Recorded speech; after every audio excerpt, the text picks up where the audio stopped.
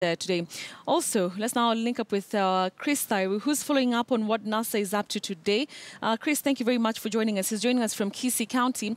Now, Chris, let's talk about the rallies and the meetings that the president had yesterday in Kisii. And today, NASA is expected to go there just a day after. How was it yesterday for the president in a region that is really conceived to be popular with the opposition?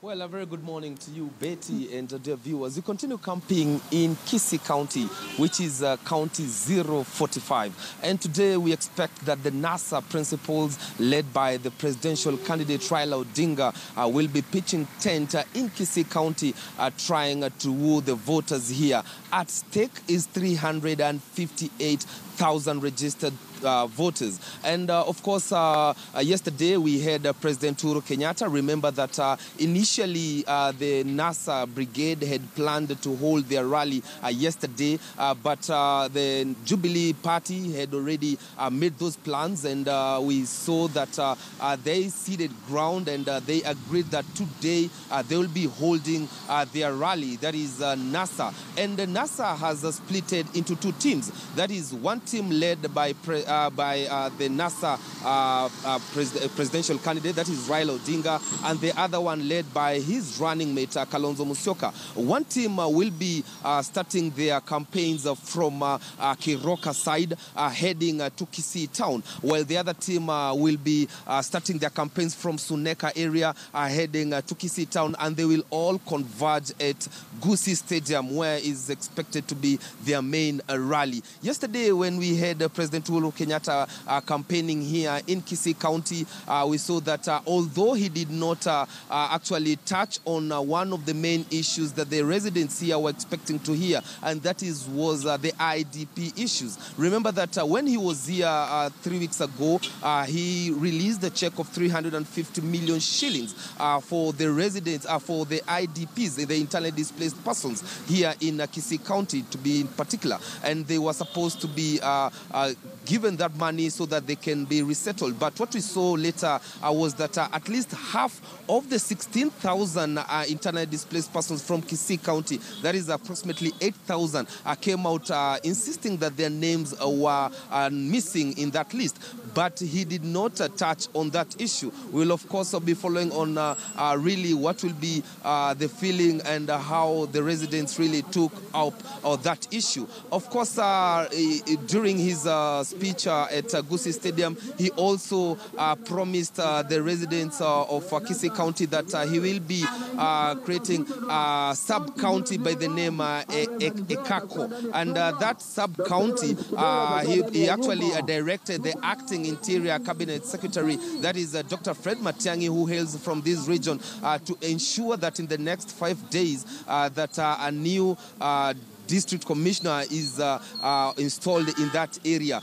We'll also be expecting to see what will be the reaction of the NASA principals when they address their rallies. Of course, we know that coming back to the local politics of Kisii County, we know that Raila Odinga will be, of course, be accompanied by the area governor, that is the incumbent governor, that is Dr. James Ongwae, who is the governor of Kisii County. And of course, on the other hand, we expect that Professor Samungeri, who jumped ship from Jubilee Party, that was in early this year, and joined ODM Party to contest for the Kisii senatorial seat, will also be accompanying the NASA principals. Of course, many expectations here at stake, as I told you, is 568,000 registered voters here in Kisii County. And of course, each team from Jubilee to NASA, they've all been insisting that yes, they've made inroads, and they are sure that this time round they are going to get at least more votes in terms of the presidential votes. Remember that in 2013 presidential votes, that's the results, we had that Uhuru Kenyatta managed to get 96,000 votes. That is approximately 27% of the votes cast, while on the other hand, the ODM presidential candidate, that is Raila Odinga, by that time, in 2013, managed 268,000 votes out of the votes cast. That was approximately 67%. And of course, Raila had the day. Well, with 6 days to the August 8th elections, let's see whether the tide will be changing or who will be winning the presidential votes in terms of Kisii County. When it comes to Kisii County, stakes are high, Betty, here. All right. Betty. Chris, let me just go back to an issue that you talked about, and that's a promise that the president made to 16,000 residents in that region.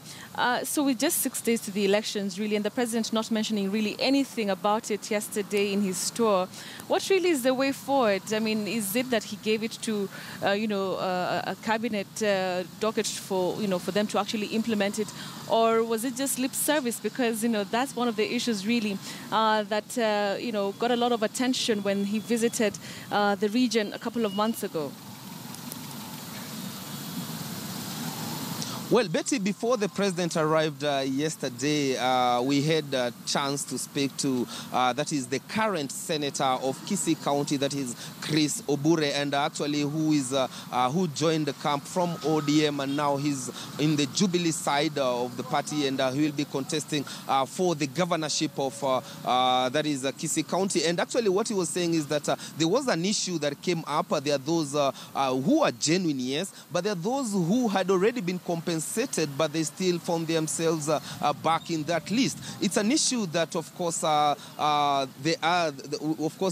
county commissioner in this region will be expected to handle. And of course, if I can just say, because the IDPs will still have their final say, but I can't really speculate whether it was a campaign tool or a campaign gimmick by the Jubilee party. But let's wait and see whether that really will impact them negatively or positively. But as it stands for now, those IDPs are really bitter. And actually they're saying that, yes, they had already been promised, although one was to get around 54,000 shillings compared to during the 2007-2008, those who suffered medley and those who were compensated between after 2008, between maybe 2010 and 2011, at least we saw that there were those who were going home with around 400,000 shillings. But these got around 54,000, 57,000 shillings compared that it's 16,000 who are splitting among themselves 350 million shillings. Of course, there are those who are saying that it's something which is little, it can't really actually support their income, given that the high cost of living and so much in terms of the economy doing badly, so much issues. But let's see whether that will impact negatively or positively. It's only 6 days to the elections, Betty. Thank you very much, Chris Tyro, there reporting from Kisii, where NASA flag bearer Raila Odinga is going to be taking his campaigns today, just a day after the President Uhuru Kenyatta also toured the region. All right, so this is our continuing coverage here on Kivumbi 2017. Your election station is KTN News, of course. And when we come back from this break that we're just about to take, we'll be having a panel discussion, and we'll be talking about quite a number of issues in regards to the election preparedness and, of course, the unfortunate and very disturbing murder of IBC ICT manager Chris Nsando. We will be speaking about that and so much more here on the show. So don't go away. We'll be right back in a few minutes.